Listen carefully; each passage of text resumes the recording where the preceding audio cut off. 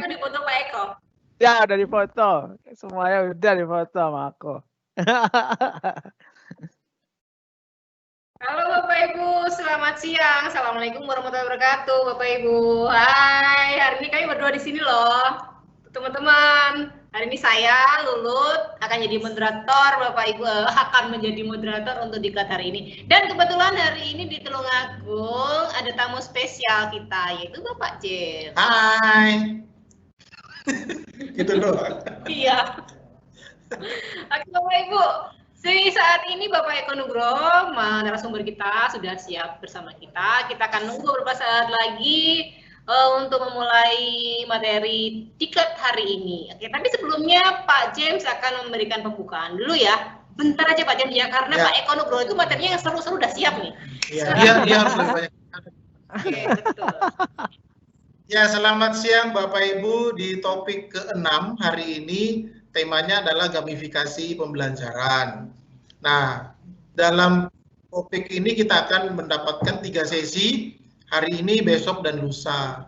Nah, di sesi pembukaan akan diisi oleh Pak Eko Nugroho. Kalau Bapak Ibu browsing di internet, kata kuncinya Eko Nugroho, maka Bapak Ibu akan banyak dapat informasi siapakah Pak Eko ini. Pak Eko adalah di Indonesia dikenal sebagai salah seorang pelopor game di Indonesia.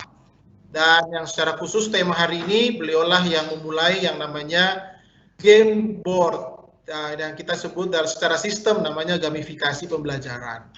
Nah, jadi Bapak Ibu hari ini Pak Eko adalah seorang tokoh nasional bahkan internasional.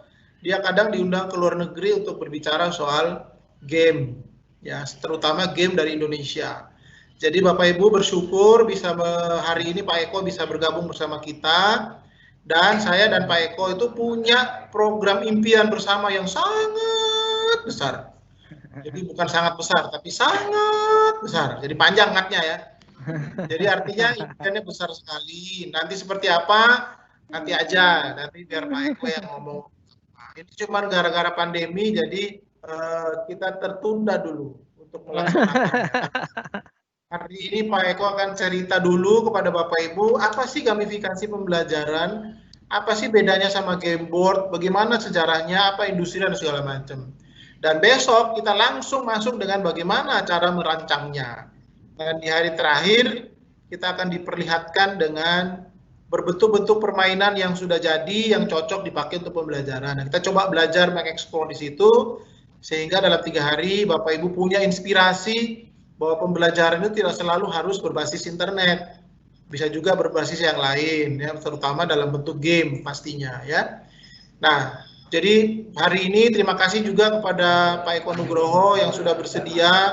Ini orang yang susah dipanggil ya Pak, jadi kalau nyari slot waktunya susah banget. Jadi bisa menyediakan waktunya hari ini, dan juga timnya.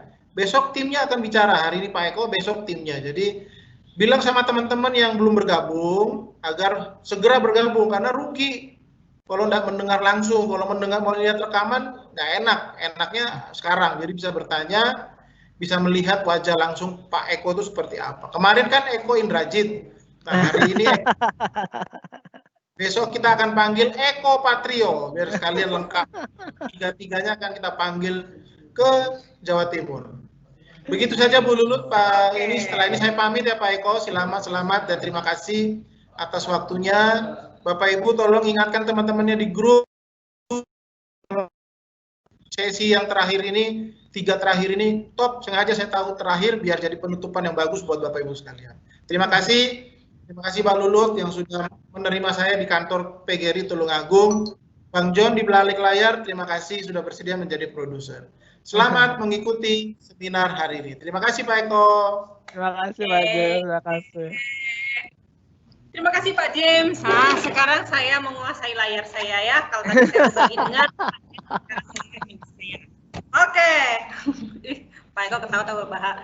Jadi gini, teman-teman, biasanya nih orang-orang sudah menjudge ya. Anak sekarang sukanya main game gitu ya. Anak sekarang itu tergila-gila sama games. Padahal sebenarnya game itu bisa dimanfaatkan untuk sesuatu yang keren banget. Nah, Karena kita tahu bahwa sekarang itu anak-anak tergila-gila dengan game, kenapa sih kita nggak memanfaatkan game itu? Nah, hari ini kita bersama Bapak Eko yang sudah pengalamannya itu tidak diragukan lagi. Nanti kan saya bacakan betapa kerennya beliau, dan PGR itu kalau memilihkan narasumber untuk jenengan nggak main-main ya.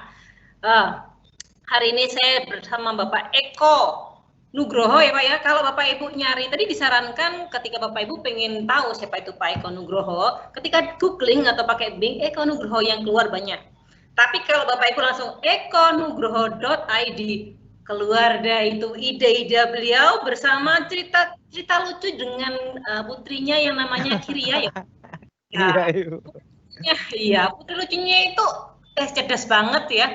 Saya rasa beliau putrinya itu suka ngasih ide-ide cemerlang, solusi-solusi simpel untuk si pam-pamnya ya. Kalau ngambil ayah pam-pam ya. Iya.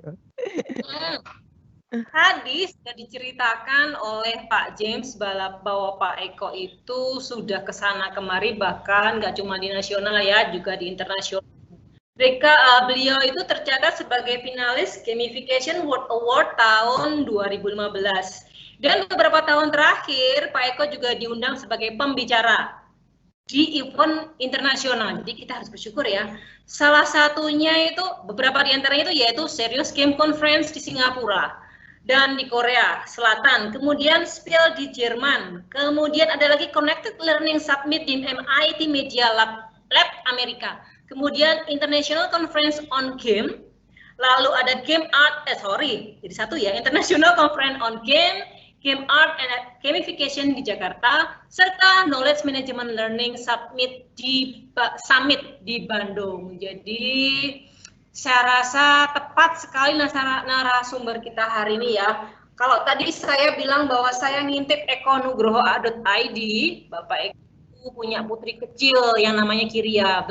Dia itu kelihatan kok cerdas banget, dan saya lihat hubungan Pak Eko dengan putrinya itu keren banget. Nah, di blog itu juga saya melihat bahwa ternyata teknologi game itu bisa diterapkan di mana saja, termasuk di dunia pendidikan. Jadi sangat tepat rasanya jika kita mulai mengadaptasi teknologi game sebagai sarana penunjang kegiatan belajar mengajar kita. Oke Bapak Ibu, saya nggak perlu berpanjang lebar untuk mengawali diklat keren hari ini. Mari kita mengikuti materi hari ini. Oke, silakan sepenuhnya saya serahkan ke Pak Eko Nugroho. Sebentar. Bapak Ibu, nanti jika ada pertanyaan seperti biasa jangan lupa langsung ketik pertanyaannya di kolom QA. Saya akan membacakan pertanyaan Bapak Ibu untuk dijawab oleh Bapak Eko. Oke Bapak Eko, silakan memulai materi hari ini. Terima kasih Bu, terima kasih. Bismillahirrahmanirrahim. Assalamualaikum warahmatullahi wabarakatuh. Bapak Ibu guru sekalian, perkenalkan nama saya Eko Nugroho. Saya izin hari ini untuk sama-sama belajar Bapak Ibu, bersama Bapak Ibu sekalian. Tapi mungkin untuk sesi hari ini saya hanya mengantarkan, karena nanti insya Allah ada 2 sesi lanjutan yang akan kemudian melengkapi, juga membekali Bapak Ibu dengan banyak aspek teknis pendukung untuk kita bisa sama-sama mengembangkan game sebagai media pembelajaran yang optimal. Nah, khusus untuk sesi hari ini, kalau kita bicara game, sebenarnya kan luas sekali ya Bapak Ibu. Jadi game seperti yang kita ketahui lah. Kalau kita bicara formatnya, ada yang fisikal gitu ya, seperti catur, ular tangga, dan lain sebagainya gitu ya. Artinya itu istilahnya kita bilangnya game analog, atau mungkin secara umum sekarang dikenal sebagai board game. Kemudian ada yang juga yang formatnya itu digital gitu ya, dalam berbagai formatnya, ada yang di PC, ada yang di konsol, ada yang di handphone. Kemudian sebenarnya juga game secara luas bisa juga kita kelompokkan permainan-permainan fisik lain gitu loh, seperti bermain di luar ruangan, bermain bola dan lain sebagainya. Jadi ada cakupan game itu sebenarnya luas lah secara bentuk.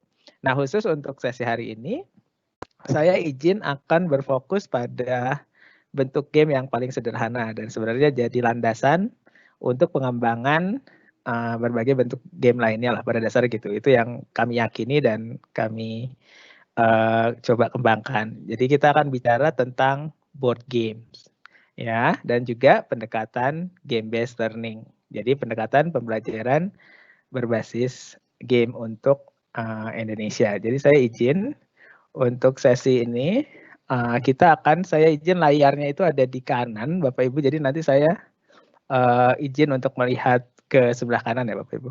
Jadi mungkin sebentar saya pindahkan dulu aja sebentar layarnya. Saya izin pindahkan dulu layarnya. Jadi kita sekali lagi akan bicara hari ini terkait board game dan juga pendekatan pembelajaran berbasis game. Nah, kenapa kemudian kita hari ini dan juga untuk 3 hari ke depan itu bicaranya tentang board game? Karena sebagai ibu bapak guru kan topik bahasannya luas nih, gitu ya. Jadi bapak ibu guru kan ada yang pelajarannya matematik, ada yang pelajarannya IPA, ada yang pelajarannya seni, ada yang pelajarannya juga pendidikan jasmani dan lain sebagainya. Jadi kita akan mulai bahasan ini adalah dengan materi-materi yang kemudian bisa digunakan oleh Bapak Ibu guru dari berbagai mata pelajaran lah ya Bapak Ibu. Jadi saya izin sekali lagi kita akan bicara tentang hari ini tentang board game dan proses pembelajaran berbasis game. Nah, kenapa kemudian ini jadi penting? Karena pada dasarnya saat ini kita juga dapat kesempatan, pada dasarnya kita sudah diakui menjadi salah satu negara dengan pengembangan board game dan pembelajaran berbasis game edukasi yang dikenal di seluruh dunia bahkan gitu. Jadi ini satu potensi. Hubungannya juga dengan keadaan kita saat ini di mana mungkin ya kita masih melakukan proses pembelajaran jarak jauh di banyak tempat adalah ini juga sangat fleksibel untuk bisa diterapkan mendukung proses pembelajaran Bapak Ibu, baik itu nanti secara online ataupun nanti kalau sudah kembali ke kelas. Tapi sekali lagi, paparan saya hari ini, saya akan bicara sedikit tentang awal mulanya, kemudian juga sedikit tentang potensinya dan apa yang mungkin kita bisa lakukan sama-sama. Nah, besok ada tim dari Ludinara, itu Mbak Augie, dan kemudian ada Mas Isa yang akan bicara teknis bagaimana tips untuk bisa mengembangkan game-game untuk mendukung proses pembelajaran. Kemudian di hari selanjutnya ada Mas Adi Cipta akan memberikan contoh secara lebih real bagaimana bisa mengembangkan itu semua dan melengkapi bahasan kita selama 3 hari ini. Jadi pada dasarnya itu. Sedikit saya pada dasarnya hari ini hadir untuk mewakili Ludinara. Ludinara adalah satu yayasan yang berfokus pada pengembangan pembelajaran berbasis game di Indonesia. Jadi Bapak Ibu bisa masuk ke websitenya atau juga bisa follow Instagramnya di Ludinara untuk tahu info lebih banyak. Mungkin itu dulu sebagai pembuka. Nah, selanjutnya saya juga izin kembali memperkenalkan diri. Nama saya Eko Nugroho. Sehari-hari saya memimpin satu tim yang luar biasa, itu satu perusahaan namanya Kumara. Kebetulan perusahaan kami ini berfokus pada proses desain dan pengembangan game untuk mendukung berbagai kegiatan pembelajaran di berbagai institusi. Jadi kalau kami di Kumara itu membantu banyak pihak, baik itu di Indonesia maupun di berbagai negara untuk mengembangkan game-game yang digunakan untuk proses pembelajaran baik di perusahaan atau di berbagai tempat, termasuk di universitas untuk pengembangan riset dan lain sebagainya. Nah, selain itu juga saya saat ini dipercaya sebagai salah satu penasihat di Yayasan Ludinara tadi yang berfokus pada pengembangan pembelajaran berbasis game untuk peningkatan kualitas pendidikan di Indonesia. Dan hari ini saya mewakili Ludinara. Nah, sedikit cerita, Bapak Ibu, saya itu sebenarnya bercita-cita sebagai guru, Bapak Ibu. Jadi, saya lulus tahun 2002, kemudian saya sempat bekerja beberapa bulan di salah satu multinational company. Kemudian waktu itu saya resign karena waktu itu saya bilang ke direktur utamanya saya ingin jadi guru, Bapak Ibu. Jadi saya resign untuk jadi guru. Dan kebetulan waktu itu saya diterima di salah satu universitas di Jerman. Jadi saya ingin jadi guru dan saya ingin belajar untuk bisa lebih baik gitu loh. Dan saya sangat menyukai matematik. Nah, jadi singkat cerita waktu itu saya resign, saya belajar ke Jerman untuk memperdalam pemahaman saya. Dan ketika tiba di sana ternyata kondisinya itu tidak semudah yang saya pikirkan Bapak Ibu. Saya mengalami kesulitan untuk beradaptasi di sana. Dan saking sulitnya beradaptasi, sebenarnya di bulan-bulan awal tuh saya tidak bisa mendapatkan teman, tidak bisa mendapatkan ruang untuk berkomunikasi dengan banyak orang, dan boleh dibilang sangat-sangat sulit lah kehidupan di sana. Sampai satu hari, kebetulan saya walaupun tidak banyak teman, ada 1-2 orang yang bersedia menjadi teman saya, itu melihat saya yang kesulitan beradaptasi, kemudian dia mengundang saya ke rumahnya Bapak Ibu. Waktu itu saya diundang ke rumahnya, kebetulan dia orang Jerman, kemudian dia ngajak saya makan malam.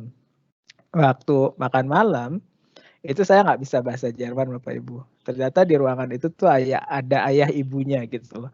Jadi ada ayah ibunya orang Jerman asli, itu saya yang nggak bisa bahasa Jerman, terus teman saya.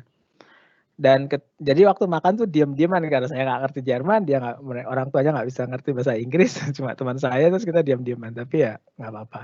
Setelah selesai makan Bapak Ibu, sang ibu bapak ini yang asli orang Jerman itu membuka satu kotak, dan kotaknya itu berisi komponen-komponen seperti ini. Jadi ini saya baru melihat kotak itu, ini apa sih, kemudian mereka rangkai kotaknya, dan ternyata kotak itu adalah sebuah game Bapak Ibu. Jadi selesai makan malam, si ayah dan ibunya itu nyusun meja makan untuk memasangkan game ini. Jadi karena kotaknya tuh kayak dibikin kayak puzzle seperti yang Bapak Ibu lihat, terus disusun, ada komponennya, terus mereka mulai menjelaskan permainannya Bapak Ibu dalam bahasa Jerman gitu ya, yang saya nggak ngerti waktu itu gitu.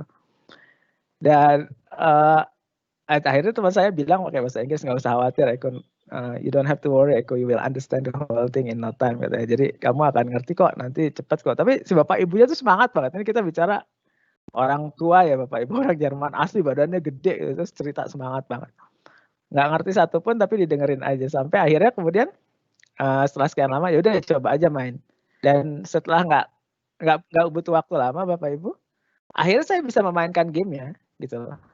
Jadi saya benar-benar bisa memainkan gamenya, dan bahkan ini game biasa. Jadi kita tuh membangun kota di satu pulau ini Bapak Ibu, tapi untuk membangun kota ini kita harus harus membeli barang yang berbeda, harus saling bertukar sumber daya, jadi harus saling bernegosiasi gitu ya Bapak Ibu.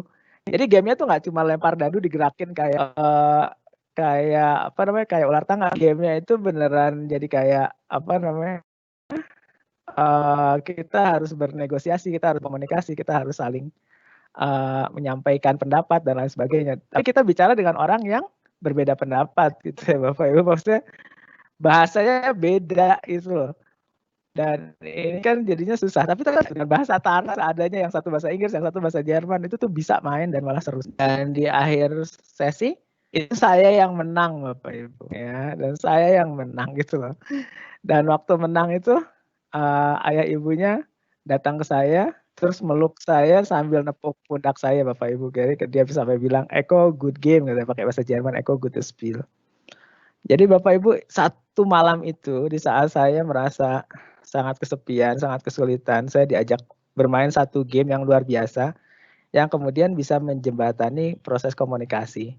Dan lebih dari apapun, itu memberikan pengalaman yang luar biasa buat saya, di mana kita bisa duduk dalam bahasa yang berbeda, dalam perspektif yang berbeda, tapi kemudian bisa bermain bersama. Bahkan saya merasakan kehangatan keluarga yang luar biasa di sebuah negara yang katanya sangat individualistis, di Jerman. Game ini berjudul The Siedler von Catan, Bapak Ibu, dan sejak saat itu saya jatuh cinta pada game. Bahkan waktu itu saya berpikir, ini luar biasa ya, kalau kita bisa hadirkan game seperti ini ke setiap rumah di Indonesia.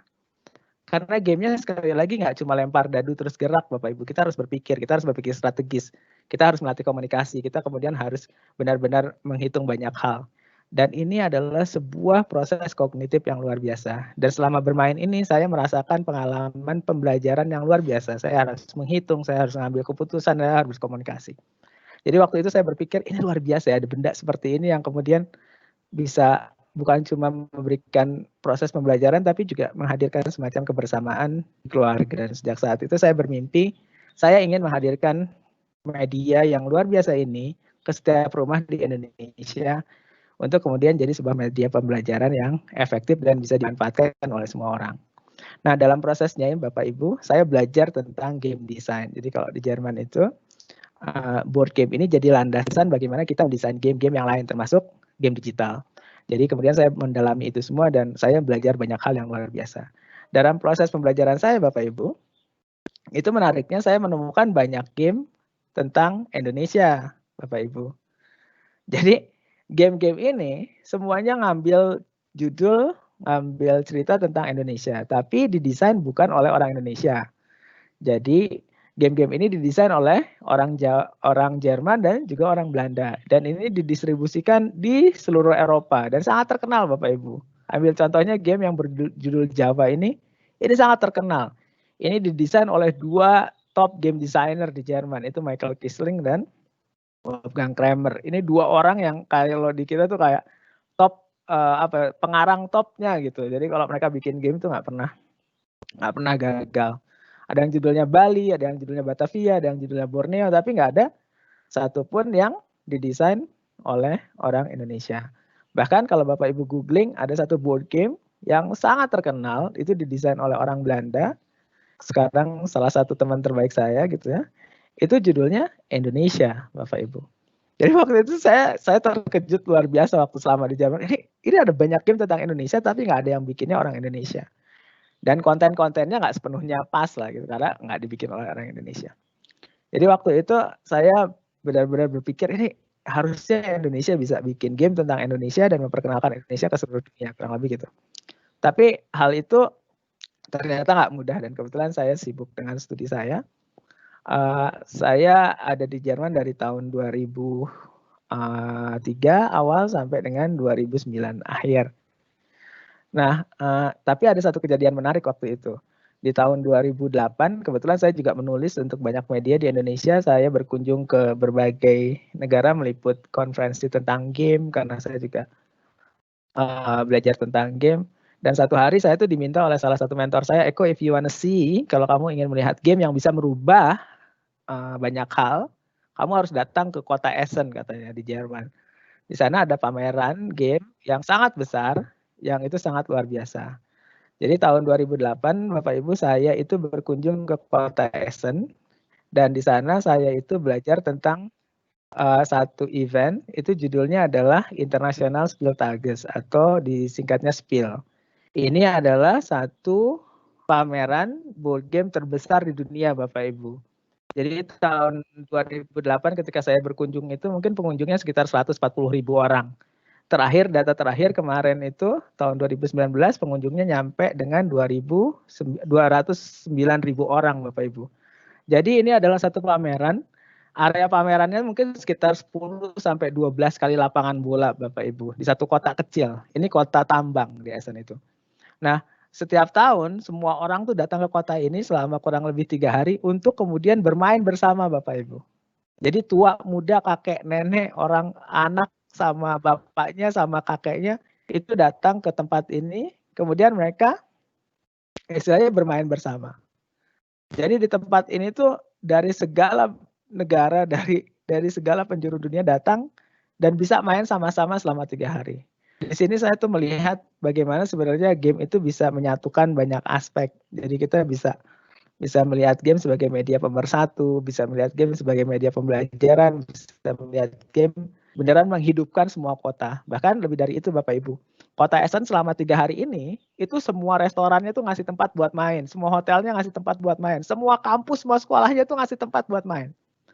Jadi kota yang kecil ini jadi pusat selama 3 hari ini, jadi kayak pusat keramaian dari seluruh dunia dan itu luar biasa. Tapi satu hal yang membuat saya sangat terpukau saat itu adalah bagaimana kemudian banyak orang itu benar-benar coba menghadirkan game sebagai media untuk meningkatkan kualitas waktu berkualitas di keluarga sekaligus juga sebagai media pembelajaran yang luar biasa. Jadi di sini tuh banyak sekali yang menghadirkan game-game yang punya potensi sebagai media pembelajaran yang luar biasa. Di titik itu saya kemudian berjanji waktu itu ya Bapak Ibu, karena kebetulan ini foto saya masih langsing waktu itu dengan istri saya. Jadi saya tuh berjanji waktu itu satu hari kita akan bawa game Indonesia ke Essen Spiel ini gitu. Waktu itu tahun 2008 saya bilang ke istri saya, satu hari kita akan bawa game Indonesia ke sini. Dan setelah melihat Essen ini tahun 2009 Sekitar tahun 2009 saya kembali ke Indonesia dengan cita-cita untuk menghadirkan game Indonesia yang baik Bapak Ibu. Tapi waktu pulang ke Indonesia nggak banyak orang yang percaya waktu itu tahun 2010.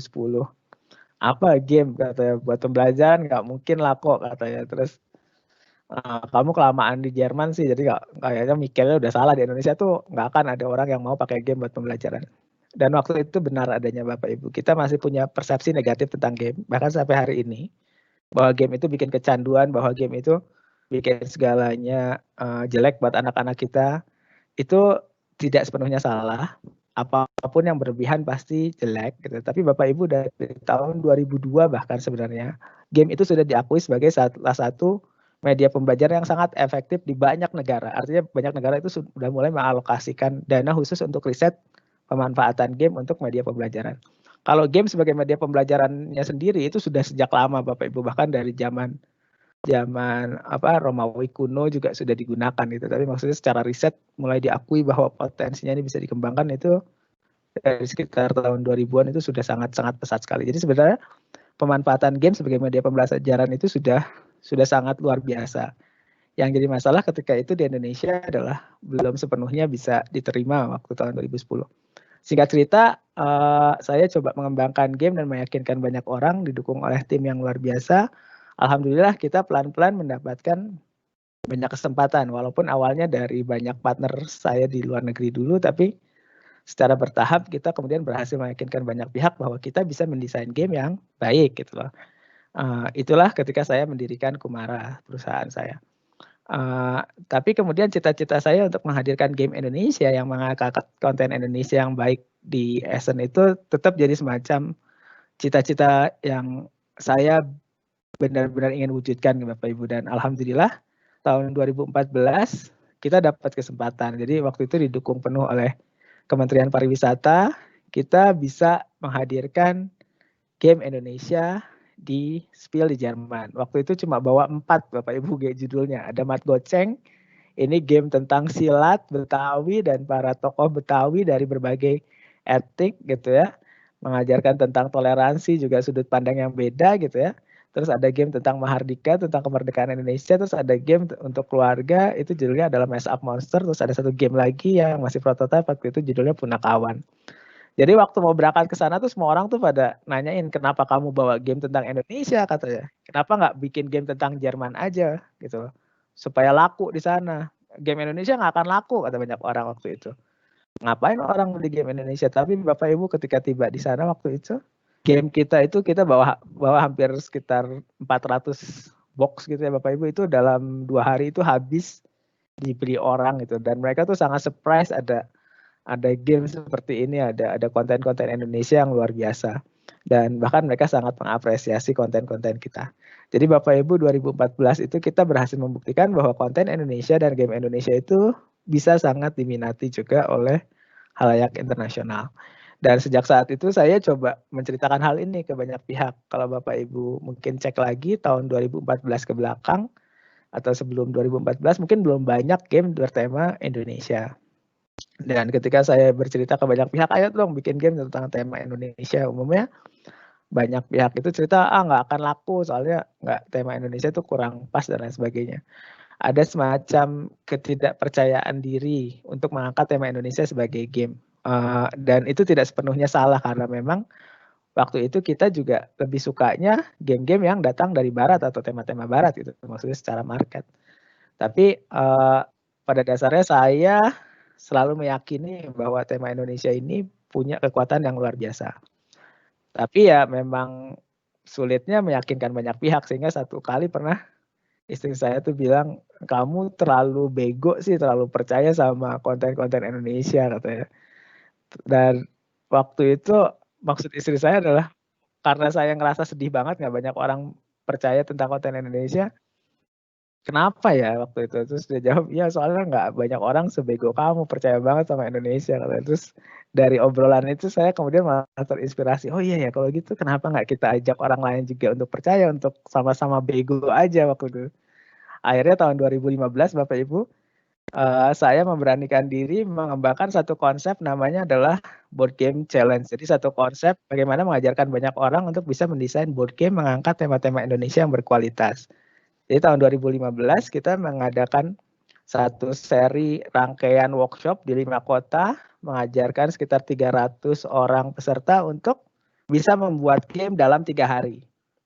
Jadi hanya dalam 3 hari, teman-teman ini bisa membuat game dan gamenya itu mengangkat tema kota mereka masing-masing.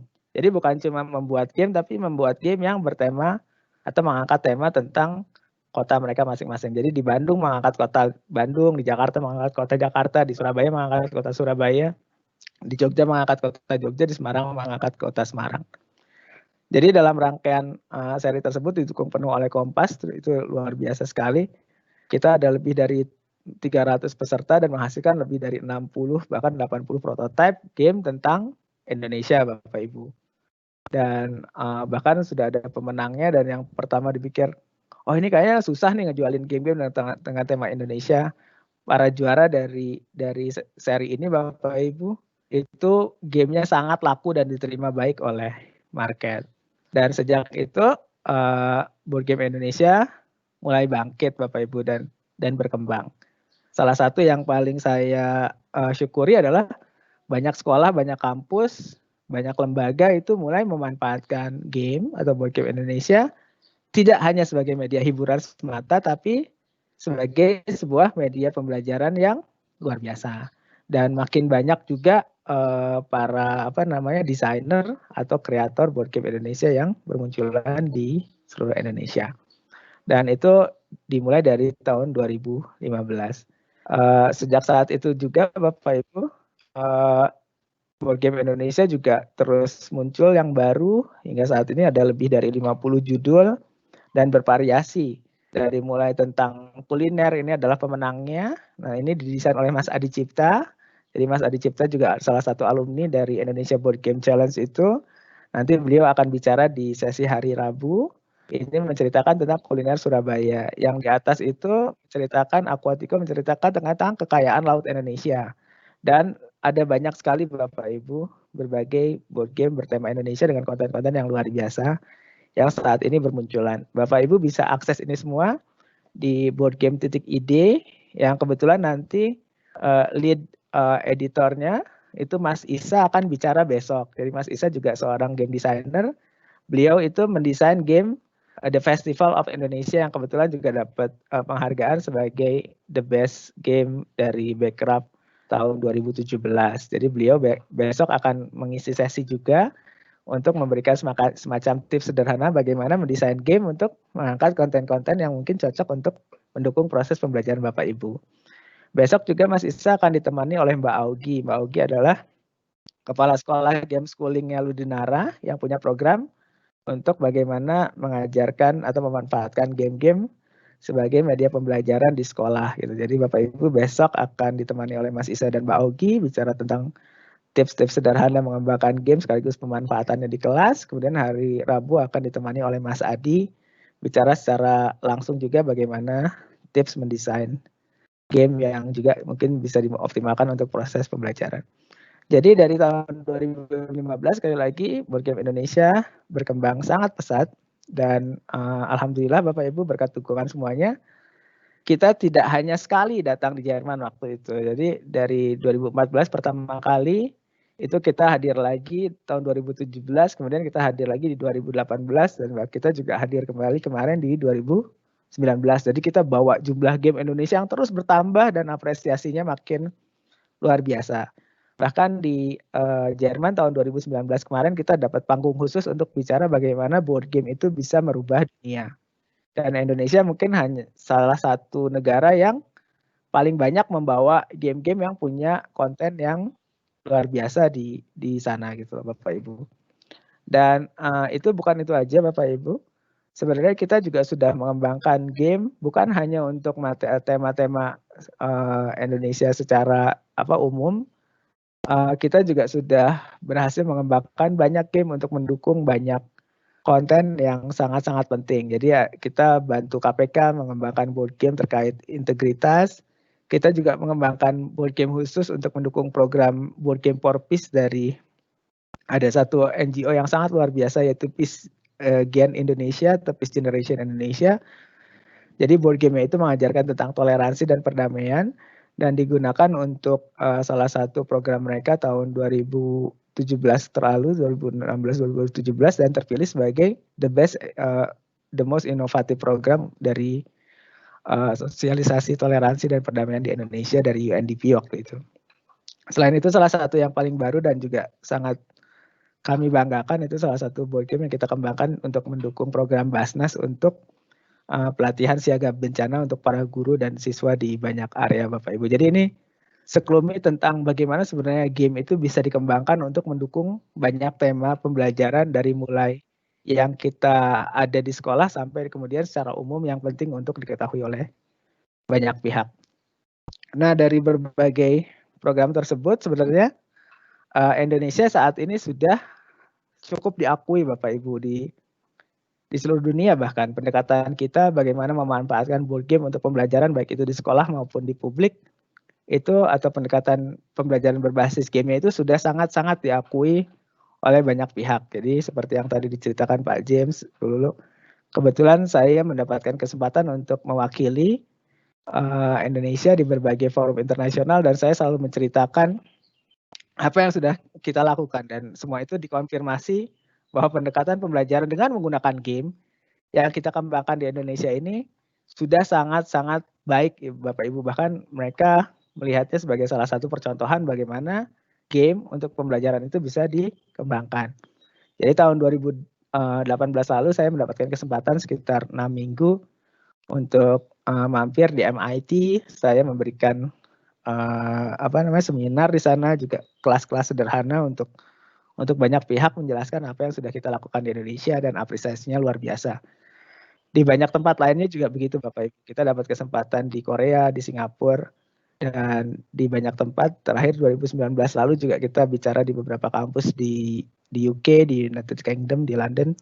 Itu juga dapat apresiasi yang luar biasa. Artinya pendekatan pembelajaran kita ini sebenarnya memiliki potensi yang sangat luar biasa dan sudah diakui.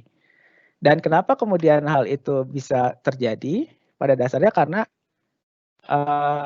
apa yang kita lakukan itu sebenarnya sejalan dengan apa yang jadi rekomendasi juga dari World Economic Forum Bapak Ibu. Jadi kalau Bapak Ibu perhatikan ada satu link di bawah, nanti mungkin materinya bisa saya share.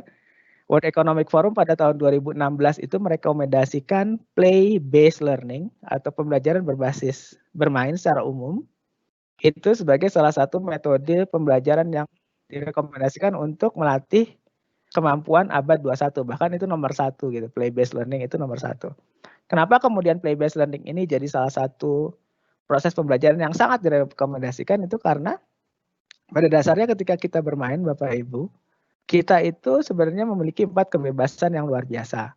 Yang pertama kita waktu main kan bebas mengeksplor. Kita waktu main juga bebas untuk gagal. Kita waktu main juga bebas untuk melihat dari sudut pandang yang berbeda. Kita waktu main juga bebas untuk melakukan sesuai dengan kemampuan kita. Bapak Ibu, bayangkan kalau kemudian semua kebebasan ini kita miliki ketika kita belajar. Bukankah ini hal yang luar biasa ya Bapak Ibu? Bayangkan kalau anak-anak kita memiliki 4 kebebasan ini dalam proses belajarnya. Tapi setidaknya ini yang saya rasakan. Ketika saya sekolah kan saya tidak mendapatkan 4 kebebasan ini. Kita hanya mengeksplor apa yang ada di jadwal pelajaran. Jadi saya tidak bisa mengeksplor apapun yang ingin saya eksplor, tapi harus mengikuti apa yang ada di jadwal pelajaran. Kalau gagal itu kayaknya memalukan sekali, sehingga sebenarnya banyak anak jadinya takut untuk gagal di sekolahnya. Kita juga bisa ngelihat cuma dari satu sudut pandang kadang. Kalau kita berbeda pandangan dengan dulu ya Bapak Ibu, dengan guru itu akan malah bermasalah gitu loh. Dan kalau kita juga harus sekolah jam 7 sampai jam 1.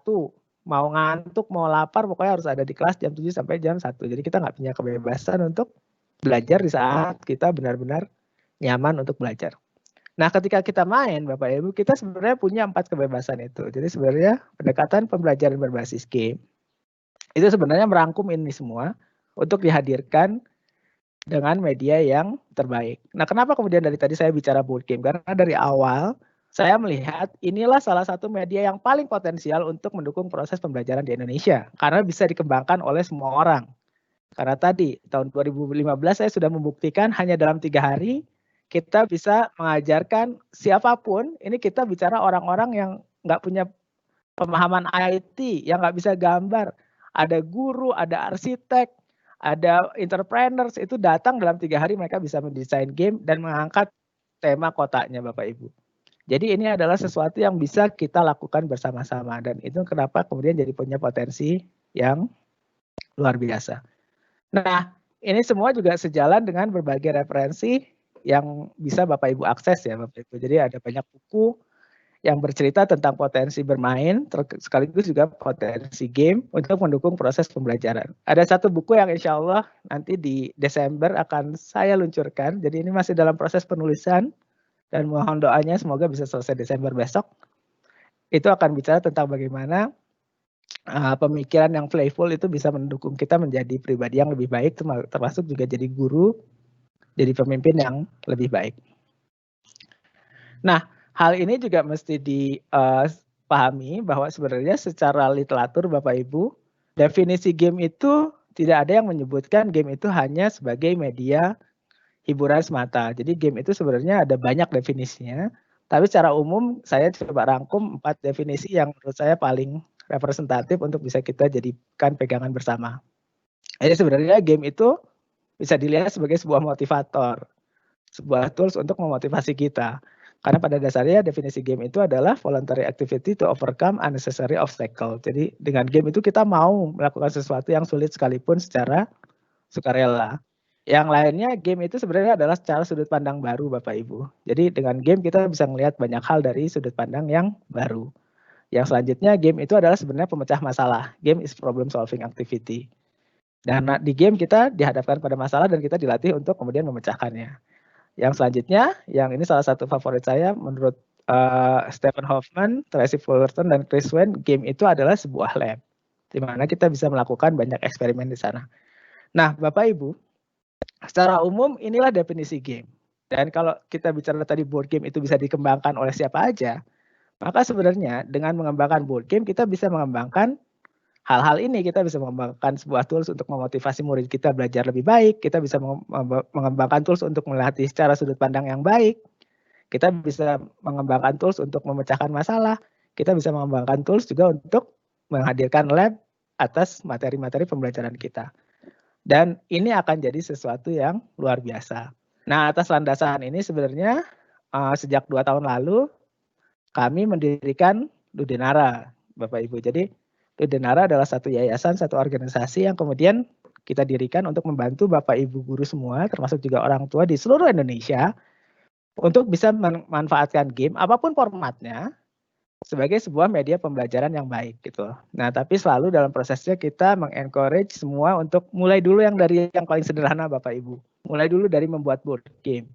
Setelah itu Bapak Ibu kalau sudah nyaman dengan itu, Bapak Ibu bisa mengoptimalkan game digital. Setelah itu Bapak Ibu bisa mendesain game sendiri dalam format apapun. Jadi Ludenara dihadirkan untuk membantu Bapak Ibu guru semua untuk mengoptimalkan game sebagai media pembelajaran.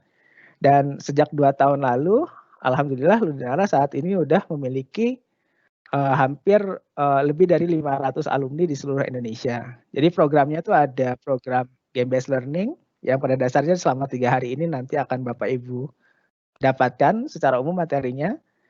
Itu di mana Bapak Ibu akan belajar bagaimana memanfaatkan game sebagai media pembelajaran yang optimal di kelas atau di ruang-ruang belajar lainnya. Kita juga punya program yaitu game design, yaitu melatih Bapak Ibu untuk bisa mendesain berbagai bentuk game sesuai dengan materi atau bahan ajar yang Bapak Ibu miliki. Itu sebelum pandemi kita sudah punya 500 lebih alumni. Nah, selama masa pandemi ini kita mengembangkan semua program itu dalam bentuk daring Bapak Ibu, dalam bentuk online juga, seperti yang sekarang Bapak Ibu dapatkan di sini. Infonya bisa Bapak Ibu dapatkan di Instagramnya juga di websitenya. Nah, tapi pada dasarnya apa yang kami percaya itu kita tuangkan ke dalam sebuah program khusus untuk bisa membantu. Jadi sekali lagi terima kasih untuk rekan-rekan PGRI karena sepertinya kita memiliki visi yang sama untuk bisa membantu Bapak Ibu guru semua untuk bisa menghadirkan media-media pembelajaran yang paling baik untuk murid-murid kita, sehingga jadi kehormatan buat kami di Ludenara bisa berpartner dengan PGRI di banyak kegiatannya. Jadi sekali lagi terima kasih banyak untuk kesempatan ini. Nah, tapi balik lagi Bapak Ibu, tujuan kita adalah untuk meningkatkan kualitas pendidikan di Indonesia, dan ini nggak bisa dilakukan sendiri. Jadi akan sangat berterima kasih kalau Bapak Ibu juga bersedia terlibat dan sama-sama mengembangkan potensi game untuk meningkatkan kualitas pendidikan di Indonesia. Nah, ini adalah gambaran salah satu event yang sempat kita lakukan di akhir tahun kemarin. Kita membuat salah satu game-based learning festival akhir tahun lalu yang dihadiri kurang lebih sampai dengan 200 lebih guru di seluruh Indonesia. Dan ini alumni-alumni kita juga. Dan menunjukkan banyak sekali hasil karya mereka. Jadi alumni kita sudah menggunakan game di sekolah-sekolahnya Bapak Ibu, dan bahkan ada satu sekolah yang sekarang sudah memiliki lebih dari 30 game untuk mendukung pembelajaran mereka.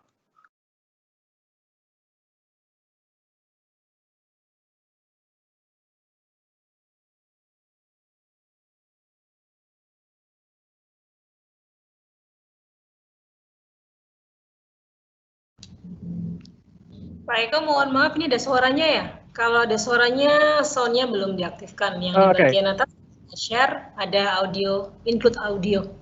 Oke, sebentar. Ini harusnya kita aktifkan. Jadi di share. Ada input audio kan keluar nanti ketika Bapak nge-share. Ada input audio. Baik. Oke, saya coba share lagi ya. Siap. Oke.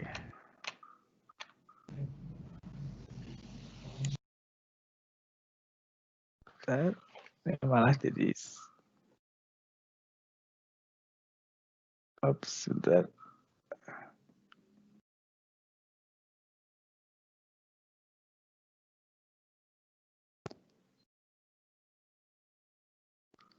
Oke.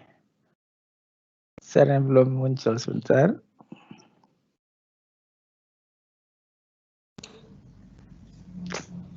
Oke, santai Pak Eko. Ini share-nya ternyata malah belum muncul. Sebentar ya, kita cek dulu. Oke, sekarang kayaknya harusnya udah oke. Oke, sekarang kayaknya oke. Kita coba lagi ya. Siap. Oke, makasih Bu. Sama-sama. Terima kasih sudah diingatkan. Oke, kita coba cek lagi nih. Musiknya masih ada.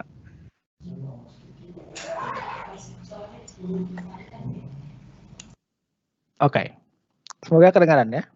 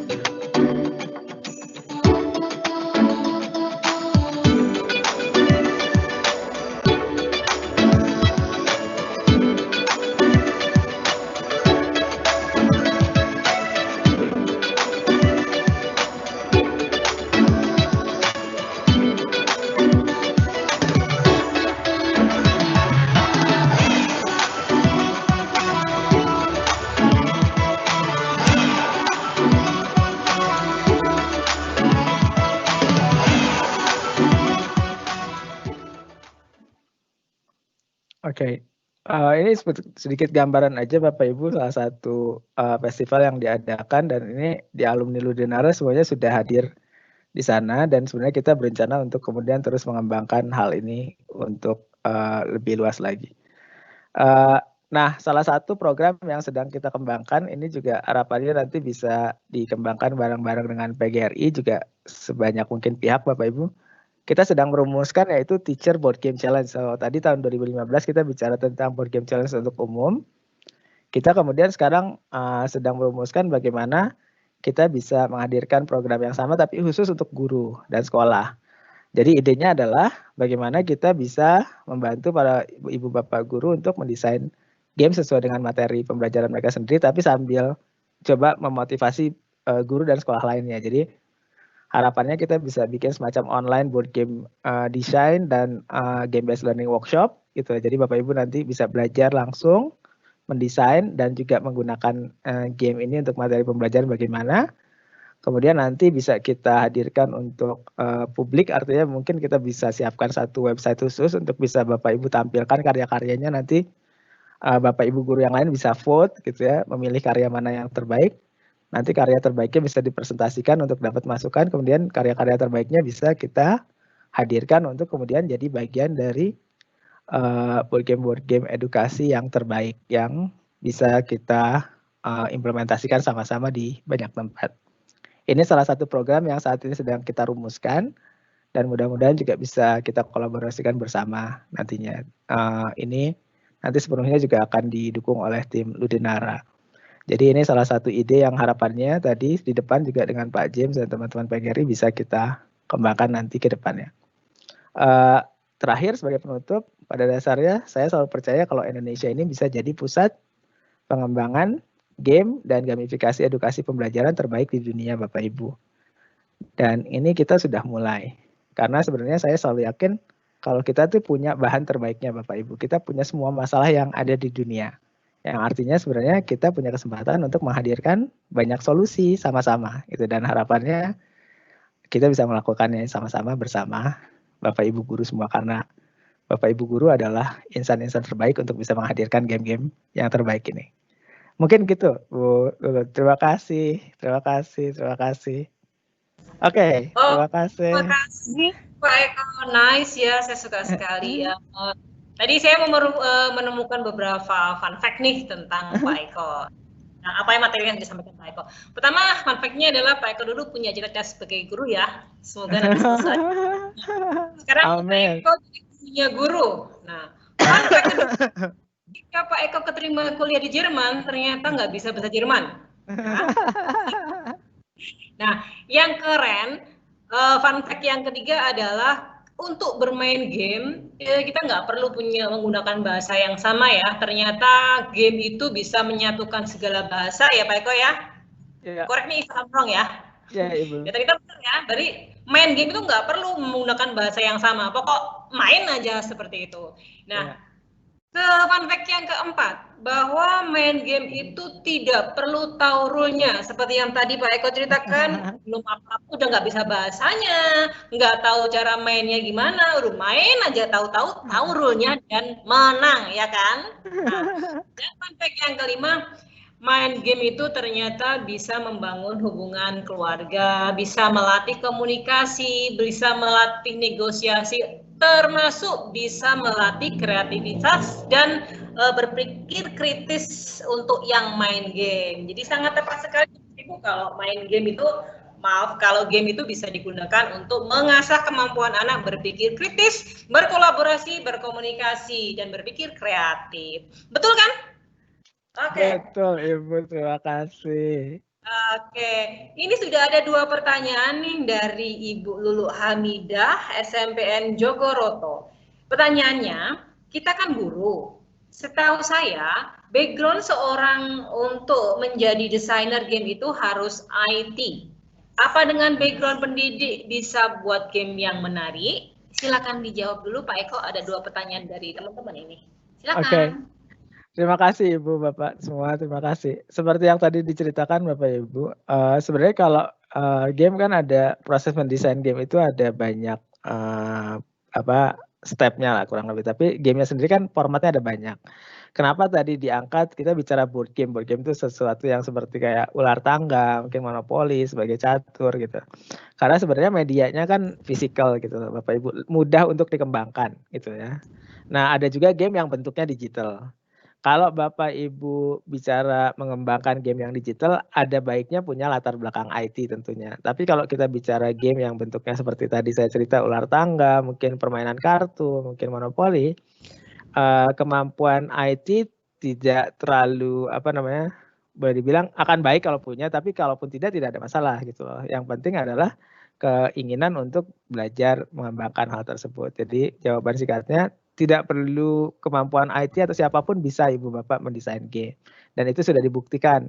Kita punya satu format istilahnya dalam 3 hari banyak pihak bisa mendesain gamenya sendiri lah dalam bentuk yang tadi, yang physical atau board game. Dan itu kenapa di sesi ini diangkat dulu tentang board game supaya Bapak Ibu guru semua dengan latar belakang IT ataupun tidak bisa ikut mengembangkan, kurang lebih gitu. Nah, nanti di sesi besok jangan ketinggalan, itu ada Mas Isa sama Mbak Augie itu akan menunjukkan tips-tips sederhana tuh Bapak Ibu bagaimana memulai ya. Soalnya kan sesinya cuma 1 jam nih. Jadi besok akan bagaimana memulai mendesain game. Jadi Bapak Ibu dari mana saja itu bisa besok, kalau di sesi besok bisa dapat istilahnya tipsnya bagaimana memulai mendesainnya gitu ya. Dan bagaimana memulai menggunakannya di kelas bahkan besok. Nah, nanti di sesi terakhir itu ada Mas Adi. Mas Adi akan menjelaskan lebih detail lagi tuh Bapak Ibu bagaimana perjalanan beliau gitu ya, mendesain gamenya gitu ya, dan juga menjelaskan lebih detail tentang bagaimana pemanfaatannya. Jadi jawaban singkatnya siapa aja bisa, ada 3 hari ini insya Allah itu semua ditunjukkan gitu ya Bapak Ibu. Terima kasih. Mungkin Ibu Ulu Hamidah takut ya karena nggak punya basic IT. Nah, cara membuat game. Jadi saya tegaskan Ibu, kalau yang game yang versi digital itu memang butuh teamwork ya. Ada teman yang bisa ngoding, ada teman yang bisa membuat aset, ada teman yang membuat narasi, skenario dan sebagainya. Kalau buat game itu insya Allah kita kemas untuk diklat kita ini siapa saja bisa membuat game. Jadi jangan khawatir ya Bu ya, tetap stay tune di diklat kita gamifikasi ini. Oke, pertanyaan yang kedua dari Ibu Nuril Maknun. Apakah desain game ini bisa diterapkan juga untuk dimainkan oleh murid-murid yang low kuota ataupun low signal gitu? Silakan Pak Eko. Ya Ibu, karena sebenarnya tadi mungkin saya sudah jelaskan untuk materi ini mungkin selama 3 hari ke depan kita akan berfokus ke board game atau card game, jadi permainan papan atau permainan kartu. Yang artinya sebenarnya kita tidak membutuhkan koneksi online untuk memainkannya. Hanya saja kan sekarang proses pembelajaran lewat online nih Bapak Ibu. Kalau pertanyaannya misalkan mungkin nggak sih board game yang nggak butuh koneksi online ini dimainkan online? Mungkin sekali Bapak Ibu. Jadi ada modifikasi-modifikasi yang bisa kita lakukan. Walaupun bentuknya fisik atau kartu bisa dipakai online juga. Nah tapi kalau kemudian dipakainya offline bisa nggak? Itu malah sangat-sangat optimal kalau bentuknya offline. Karena kita bisa bermainkannya bersama. Jadi kalau pertanyaannya tadi, bisa nggak dipakai sama yang low kuota? Bisa sekali Bapak Ibu. Nah sebenarnya ada satu pendekatan lagi Bapak Ibu yang ingin saya tekankan, tapi mungkin ini kita butuh sesi yang lain ya. Saya sebenarnya kalau Bapak Ibu perhatikan, mendesain game itu walaupun pada dasarnya target kita adalah Bapak Ibu yang mendesainnya, tapi sebenarnya Bapak Ibu bisa mengajak murid Bapak Ibu untuk mendesain gamenya bersama Bapak Ibu. Jadi ini jadi semacam project based learning. Ya, jadi Bapak Ibu yang memandu mereka. Jadi bayangkan gini, dan ini sudah dilakukan berkali-kali oleh kami dan tim gitu. Misalkan Bapak Ibu bisa memberi tantangan ke murid Bapak Ibu, ayo desain game tentang ekosistem laut misalkan. Jadi nanti anak-anak yang mencoba sendiri gitu, dan bentuknya nanti cukup permainan kartu sederhana aja, misalkan ngambil inspirasi dari kuartet, mungkin ngambil inspirasi dari cangkulan gitu ya. Tapi dengan begitu anak-anak akan mengeksplor konten pembelajarannya dengan lebih semangat gitu loh. Dan nanti hasilnya bisa dimainkan bersama gitu. Jadi sebenarnya proses game design ini atau mendesain board game ini sebenarnya potensi untuk proses pembelajarannya sangat luas. Tidak hanya untuk kita mendesain media untuk pembelajaran di kelas, tapi sebenarnya bisa jadi semacam trigger untuk kita bisa menghadirkan semacam project based learning yang menyenangkan buat anak-anak didik kita Bapak Ibu. Di semua level lah tentu. Untuk yang istilahnya teman-teman TK sampai kelas 3 mungkin ada format yang lain, tapi sebenarnya pendekatan project based learning tadi udah bisa dimulai dari kelas 4 ke atas dan itu sudah bisa dikembangkan. Gitu. Oke, jadi kita lebih dekat siswa juga ya, melibatkan siswa dalam proyek kita. Oke, jadi Pak Eko mau ditegaskan untuk 3 hari ke depan itu nanti kita akan belajar membuat analog game atau digital juga. Jadi secara khusus untuk 3 hari ke depan kita akan belajar tentang board game atau analog game, tapi untuk cara penyampaiannya bisa dilakukan juga secara online, kurang lebih gitu. Oke, nah yang dikhawatirkan, yang ditakutkan teman-teman kan mungkin seperti ini, aduh aku bukan orang IT, mana bisa ya aku bikin digital game seperti itu ya. Jadi Bapak Ibu jangan takut ya, kita akan belajar membuat game analog, jadi kita nggak usah internet apapun, ya betul. Oke, Bapak Ibu ada pertanyaan lagi kah? scroll ke bawah. Oh, ini dia. Oke, dari Jombang, Ibu Gandes Ciptowati. Informasi menjadikan pembelajaran sebagai game sangat menarik. Tetapi kami belum paham untuk membuat game pembelajaran ini menggunakan aplikasi apa dan bagaimana caranya. Apakah nanti ada video untuk membimbing kami dalam pembuatan game pembelajaran ini? Silakan Pak Eko. Ya Ibu, tadi seperti ditekankan mungkin ya, kita memang kalau bicara game kan konotasinya selalu digital, selalu di mobile gitu ya, dan itu tidak sepenuhnya salah karena memang paling banyak sekarang akses game lewat digital. Tapi khusus untuk materi pembelajaran kita selama 3 hari ke depan, kita akan berfokus ke mendesain board game atau card game atau istilahnya permainan papan atau permainan kartu sederhana untuk mendukung proses pembelajaran di kelas. Jadi game-game yang analog atau non-digital. Apakah memerlukan apps khusus buat itu? Pada dasarnya Bapak Ibu bisa ya akan membutuhkan apps pendukung untuk kalau perlu menggambar gitu ya. Tapi sebenarnya semua bisa dilakukan di PowerPoint bahkan atau di Google Slide gitu ya. Jadi cukup sederhana dengan tools-tools yang Bapak Ibu sudah cukup familiar lah istilahnya. Bahkan sebenarnya secara konsep siapapun bisa melakukan ini bahkan tanpa itu, artinya dengan kertas dan pensil menggambar aja sebenarnya udah bisa ya. Nah hanya khusus untuk 3 hari ke depan selain belajar mendesain hal tersebut, Bapak Ibu juga akan sedikit dibekali bagaimana bisa menggunakan game-game analog ini untuk mendukung proses pembelajaran jarak jauh. Jadi walaupun bentuknya analog tapi juga bisa tetap digunakan untuk mendukung proses pembelajaran jarak jauh. Jadi mungkin tidak secara detail bagaimana, tapi itu insya Allah akan disampaikan. Nah, apakah ada media pendukungnya? Nanti ada teman-teman untuk hari besok dan hari selanjutnya Mas Isa, Mbak Augie, dan Mas Adi itu akan mengirimkan beberapa referensi, baik itu bentuknya artikel, video YouTube yang sudah mereka kembangkan untuk membantu Bapak Ibu semakin memahami bagaimana prosesnya, gitu ya. Nah, jadi nanti Bapak Ibu insya Allah dilengkapi semua materinya. Kurang lebih begitu. Wah, pertanyaan berikutnya. Ini Bapak Ibu semangat banget nih belajar tentang game. Oke. Dari Anonymous ya, saya tahu. Mengetahui kemampuan kognitif siswa saat pembelajaran melalui game. Karena kadang saat bermain game ada faktor luck yang dilakukan oleh siswa. Silakan Pak. Oke. Terima kasih Bapak Ibu sekalian. Ini pertanyaan yang sangat menarik Bapak Ibu. Sebenarnya ketika kita bicara pendekatan pembelajaran berbasis game, Bapak Ibu, ada satu hal lain sebenarnya yang pada dasarnya salah satu minat saya dan pendalaman saya sendiri, yaitu adalah game based assessment atau assessment berbasis game sebenarnya. Itu juga salah satu topik yang sangat menarik lah dan kami juga mengembangkan hal itu. Tapi sekarang kita fokus dulu ke pembelajaran berbasis game. Apakah kita bisa juga melakukan semacam assessment kurang lebih gitu kan, mengukur kemampuan kognitif mengukur dengan pendekatan pembelajaran berbasis game ini. Kalau saya boleh saran Bapak Ibu, ketika kita mengimplementasikan pembelajaran berbasis game ini, mungkin secara objektif sebaiknya tidak untuk assessment, walaupun itu bisa ya. Apalagi di tahap awal. Jadi soalnya beda ranah istilahnya gitu. Bagaimana mendesain game untuk assessment dan mendesain game untuk memberikan pemahaman itu beda ranah lah, beda. Ada teknik-teknik yang berbeda. Jadi untuk awal ini saran saya optimalkan game untuk membantu Bapak Ibu menyampaikan materi pembelajaran Bapak Ibu secara lebih menyenangkan, kurang lebih begitu. Nah, kenapa? Karena anak-anak sudah senang, otomatis mereka akan termotivasi untuk belajar lebih baik lagi gitu loh.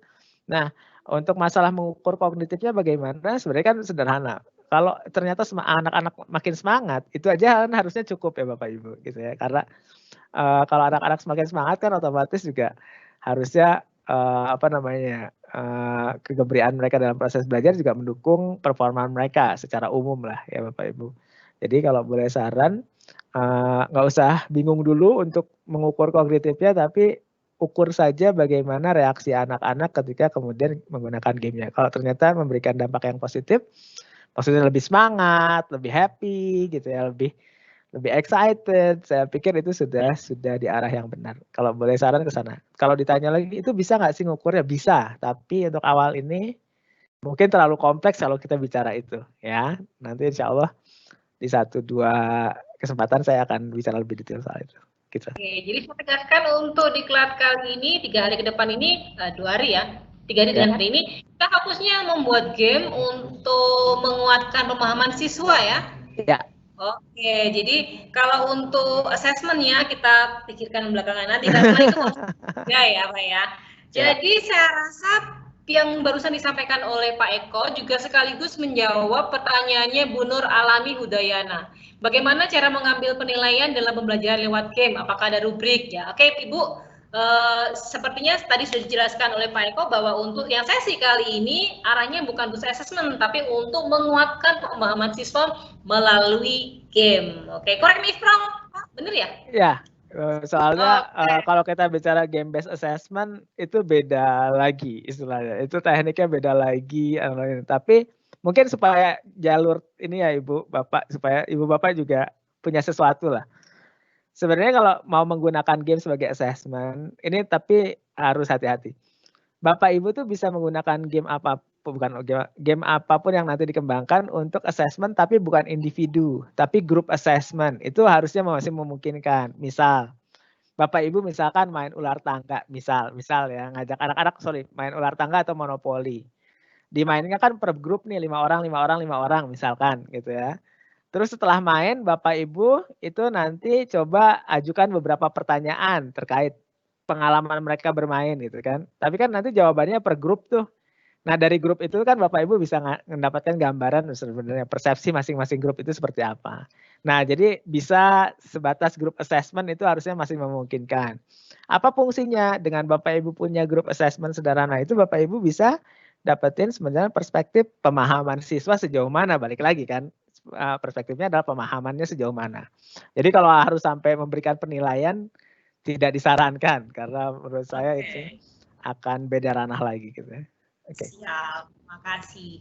Ini nih ada sharing pengalaman dari Ibu Wahyu Ismawati SMP Negeri 3 Balung. Jadi beliau ini cerita, hanya share ya Bu Lulu, tahun 2017 saya pernah berkolaborasi dengan mahasiswa lulusan IT, ITS, dan gamenya berbentuk menyusun puzzle. Materinya adalah interaksi sosial untuk anak kelas 7 dan ternyata respon anak-anak waktu itu luar biasa. Semoga dengan adanya diklat ini bisa memberikan pengalaman yang sangat luar biasa kepada kita sebagai pendidik. Oke, Bapak Ibu, seperti yang saya sampaikan tadi bahwa main game itu nggak perlu mikir, nggak perlu tahu rule-nya, nggak perlu tahu ngerti aja gitu ya. Saya pernah mencoba ke anak-anak juga. Kebetulan saya ngajar kelas 7 juga, ada materi algoritma waktu itu ya, membuat coding ya. Saya bingung bagaimana menjelaskan anak-anak ngoding itu gimana. Anak kelas 7 yang baru SD harus menjelaskan coding ya. Kemudian saya nemu linknya code.org, udah anak saya kasih tahu, nih silakan main linknya ini, jangan tanya saya, jangan tanya gimana caranya, pikir sendiri, silakan mainnya. Dan ajaib mereka tahu. Jadi emang anak sekarang itu punya kemampuan untuk berpikir kritis, nggak usah dijelasin lah. Dengan main jadi tahu konsepnya. Kita nggak perlu buang-buang energi. Jadi ya kalau bahasa pemrograman tuh sintaknya seperti ini bla bla bla itu akan sangat membosankan melihat guru. Menangkan ya Pak Eko ya. Lebih enak dikasih ini main game sudah pelajari. Udah kamu ngerti sendiri. Jangan tanya caranya gimana. Udah itu. Itu. Pertanyaan ini kayaknya pertanyaan terakhir deh, karena waktunya sudah lebih ya Pak ya. Oke, dari Ibu Gandes Ciptowakti yang masih ada hubungannya dengan tadi base project learning tadi, bagaimana cara melibatkan anak-anak dalam proses mendesain board game ini bagi siswa kelas rendah, misal siswa kelas 3. Oke, silakan. Nah, mungkin saya ingin narik ke belakang dulu ya Bapak Ibu. Sekali lagi kita bisa sepakat nggak? Sepakat, saya mohon maaf. Jadi saya punya putri sekarang 5 tahun menuju 6 tahun. Dan ini saya belajar dari putri saya ya Bapak Ibu. Kadang kan harapan kita sebagai orang tua dengan harapan murid kita ini beda gitu. Jadi pertama yang perlu saya tekankan adalah kalau kita menggunakan game sebagai media pembelajaran, kita harus sungguh-sungguh berempati dari sudut pandang murid kita. Itu dulu. Jadi itu dulu. Misalkan empatinya apa tadi yang Bu Luluk tadi cerita. kita tuh kalau apa-apa kan pengennya ngerti dulu banget gitu ya. Pengen tahu dulu semuanya detail gitu ya. Tapi kalau disuruh belajar detail kitanya kadang malas gitu. Saya pengen tahu kalau ngelakuin apa-apa tuh pengen tahu dulu detail. Tapi kalau udah disuruh belajar malas gitu ya. Anak-anak sekarang nggak gitu Bapak Ibu. Anak-anak sekarang ini kalau apa-apa, oh gitu ya. Mereka langsung nyari YouTube-nya, langsung ngerjain dulu kadang gitu ya. Kadang nggak butuh detail kalau mereka gitu ya. Jadi mereka tuh sangat-sangat praktikal itu dulu ya. Itu anak-anak SMP, SMA sekarang udah kayak gitu. Jadi kalau kata Bu Lulu tadi, kalau ngasih game ke mereka nggak akan pusing, mereka langsung nyobain pasti langsung bisa. Jadi nggak usah khawatir. Nah, kalau anak-anak kelas rendah bagaimana? Berarti empati kita harus lebih berempati lagi. Tapi jangan salah, anak-anak sekarang juga, putri saya sekarang itu, ya makanya kalau dulu ya nggak kebayang gitu. Dia udah bisa pakai laptop, pakai handphone, pakai segala macam lebih canggih dari saya bahkan gitu. karena aksesnya emang ke sana. Jadi kita harus berempati ke mereka, tapi juga jangan menihilkan bahwa mereka punya pemahaman dan istilahnya digital digital exposure atau expose terhadap teknologi yang lebih baik dari kita. Jadi anak-anak kelas rendah bisa dilibatkan bisa karena mereka sebenarnya sekarang sudah terekspos oleh banyak teknologi. Nah, tapi kita empati ke mereka. Empatinya berarti gimana? Jangan minta mereka untuk nyusun istilahnya parameternya apa, nanti kalau ini bikin peraturannya, enggak usah seperti itu. Tapi mungkin kita bisa ajak, gampangnya gini Bapak Ibu. Bapak Ibu bisa bikin mungkin kayak ular tangga gitu ya. Tapi gambar ular tangganya diganti misalkan dengan tema binatang lain misalkan. Misalkan binatang yang ada di laut. Ya anak-anak kan bisa kemudian dikasih proyeknya adalah menggambar papannya gitu loh. Jadi dibikin kotaknya jadi 100, kasih angka, anak-anak yang bikin gambar tuh misalkan gitu ya. Yang jadi pengganti ularnya gambar apa? Misalkan belut misal. Yang pengganti tangganya gambar apa? Yang ada di laut gitu ya. Jadi anak-anak tuh disuruh menggambar komponen-komponen gamenya. Tapi gamenya datang dari ibu bapak gurunya. Bisa seperti itu. Gitu loh. Jadi jangan langsung nyuruh anak kelas rendah bikin game sama orang tuanya ya kasihan. Tapi mungkin ajak mereka untuk mendesain atau terlibat mengembangkan komponen tertentu. Itu bisa salah satu caranya. Yang selanjutnya adalah sebenarnya bisa saja Bapak Ibu, kita bisa mengajak anak-anak yang kelas rendah itu, Bapak Ibu bikin game, misalkan kuartet sederhana ya Bapak Ibu bikin kuartet lah ya. Kuartet kan cuma menggabungkan 4 kartu. Jadi bikin kuartet misalkan tentang balik lagi hewan-hewan, misalkan ada mamalia, ada ikan, ada burung gitu, tapi bikin kuartet Bapak Ibu ya. Bapak Ibu kemudian bisa meminta anak-anak yang kelas rendah itu bukan bikin kuartet yang baru, bukan, tapi bikin cerita dari kuartet itu, misalkan. Gitu. Jadi dia bikin cerita gitu loh. Ini ada burung ketemu pakai kartu-kartu yang udah ada gitu loh.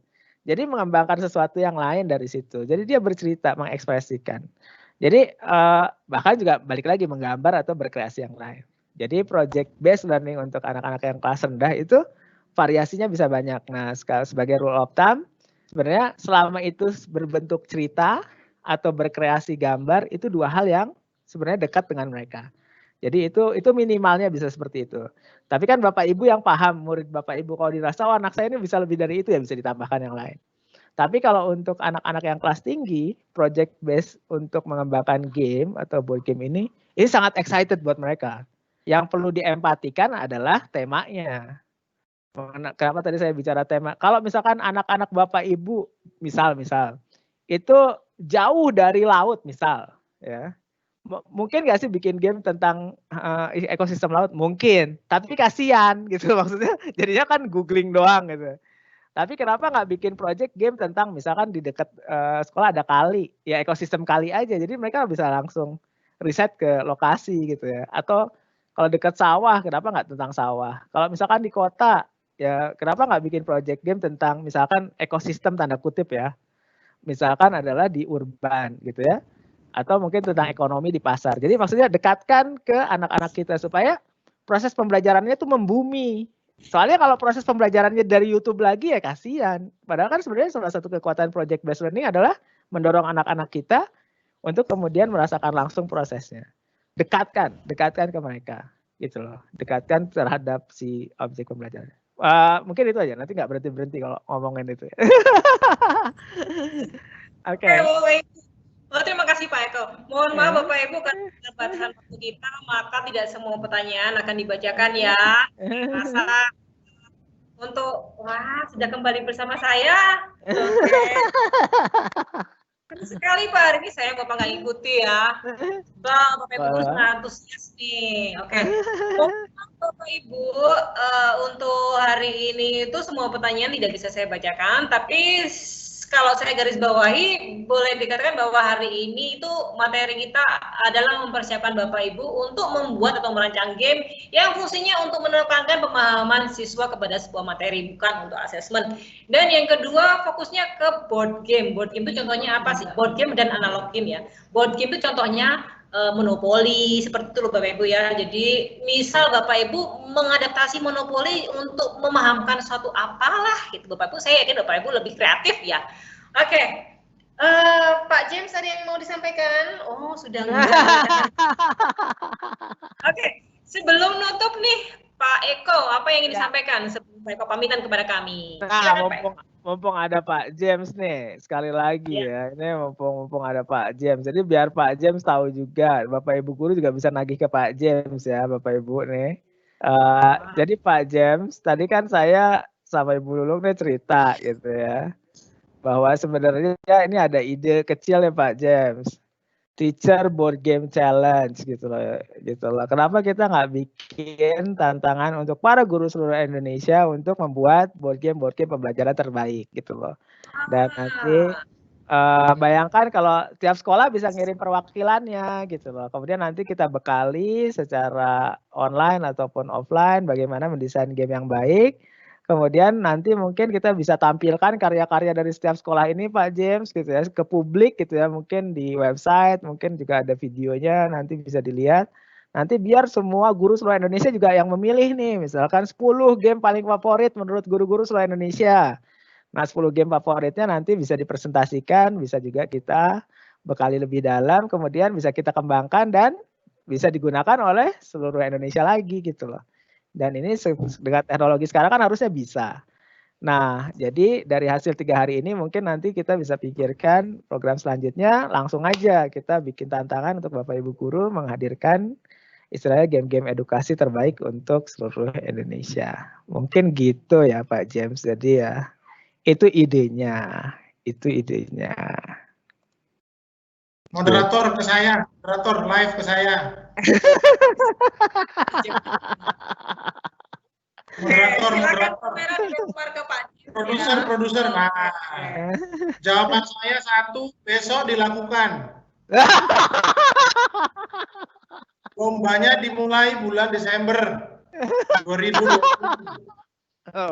Biar nanti liburan tahun barunya ada kerjaan di rumah, enggak kemana-mana. Oke, Bapak Ibu, nah 3 hari ini buat latihan lah.